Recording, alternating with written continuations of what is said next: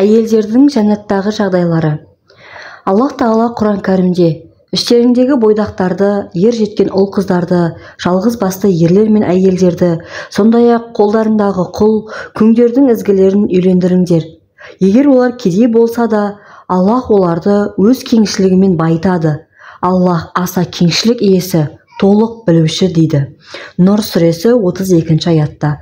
Абдурахман ибн Сағди, Аллах оған рахым етсін, бұл аятты тәпсірлей келе, қамқоршылар мен иелерге Аллах Тағала қол астындағы ерлер мен әйелдерді олардың бұрын отау құрған, я құрмағандарын үйлендіріп тұрмысқа беруін әмір етеді.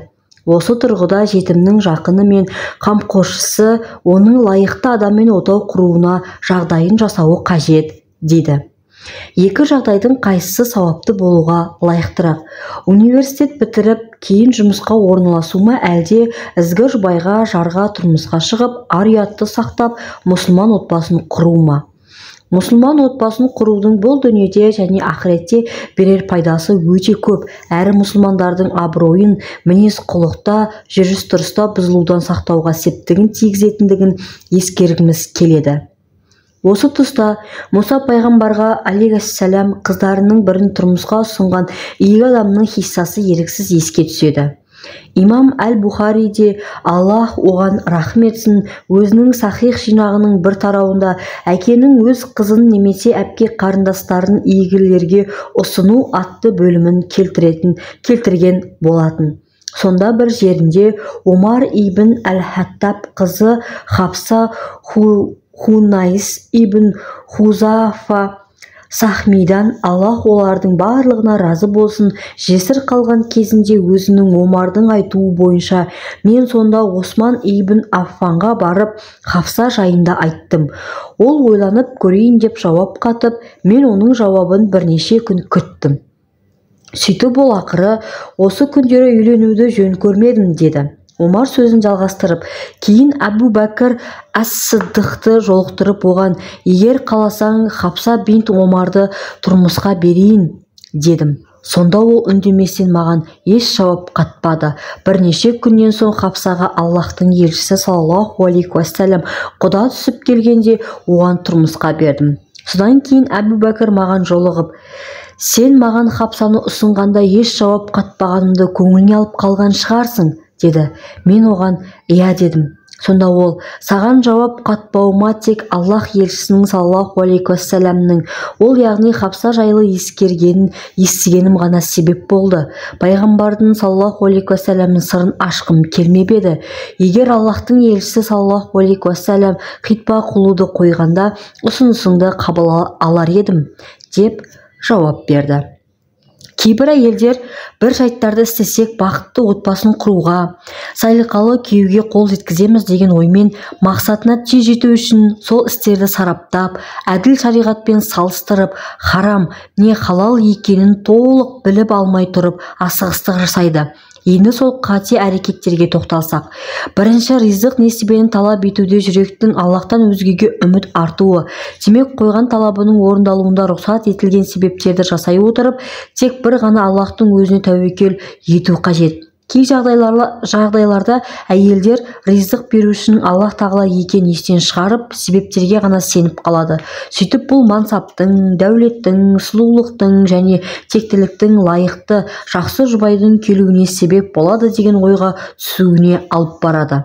Осылайша ол, оның тек қана себеп екенін ұмытып, өмірде қаншама сұлу, текті, мансапты, бай әйелдерге жақсы құда түсушілер келмеуде.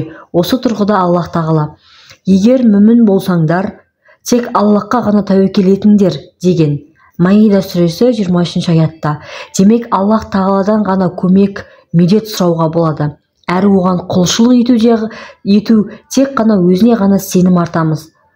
Талақ сүресінде де, кім Аллахқа тәуекел етсе, ол оған жеткілікті делінген.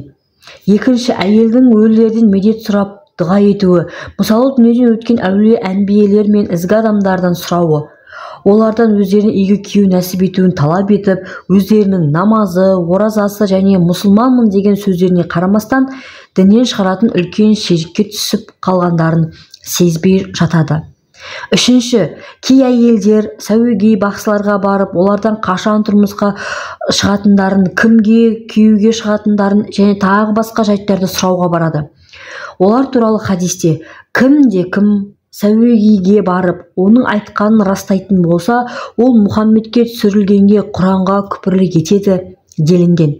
Төртінші, әйелдердің көшеге, әсіресе ерлер көп жиналатын жерлерге шығулары олардың тез тұрмыс құруларына дәнекер болады деп ойлайтындары және сыртқа шыққанда не ғұрлым сәнденіп шықса, сол ғұрлым оның әдемілігіне таңырқау туындап, кейін оның тұрмысқа шығуына себеп болады деген қате түсініктерді ұстанатындар да аз емес. Бұл қате пікір.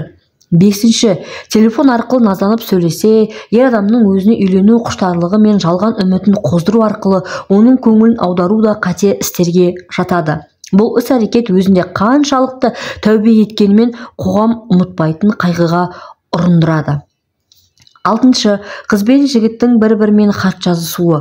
Бұл да кейбір қыздардың тұрмыс құру мақсатымен жігіттермен араласуындағы қателіктер. Осы бір қателі әрекеттің негізі дұрыс болмағандықтан қаншама әйелдердің опық жегені өмірде көптеп кездесіп жатады. 7. Өзінің жеке суреттерін құрбыларына немесе арнайы таныстыру агенттіктеріне тұрмысқа шығу мақсатымен беруі. Олар ерлердің тіпті дін үкімдерін аса ұстанбағандықтарының өздерінің әйелдікке, дініне, ар-намысына, ұятына берік жарды таңдайтынын біле тұра осылай істейді. Осылайша ол жақсы ерлерді арсыз қылығымен өзінен бездіруге себепші болады. 8. Оған ешқашанда күйеуге шыға алмайтын кісіге құр бекер үміттену.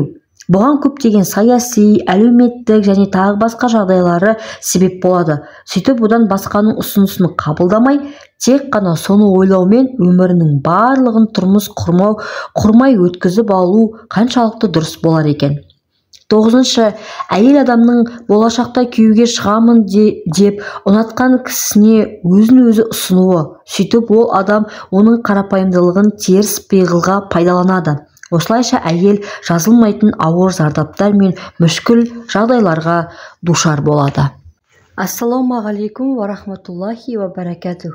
Қалдарыңыз қалай, қадірлі ізгі оқырман? Сіздерге Сүлейман ибн Салих әл-Хурашидің «Әйелдердің жәннаттағы жағдайлары» атты кітабын оқуды жалғастырудамыз. Менімен бірге болып, арнама тіркеліп, достарыңызбен бөлісуді ұмытпаңыздар. Ал бізде келесі бөлім имамның жемістері деп аталады.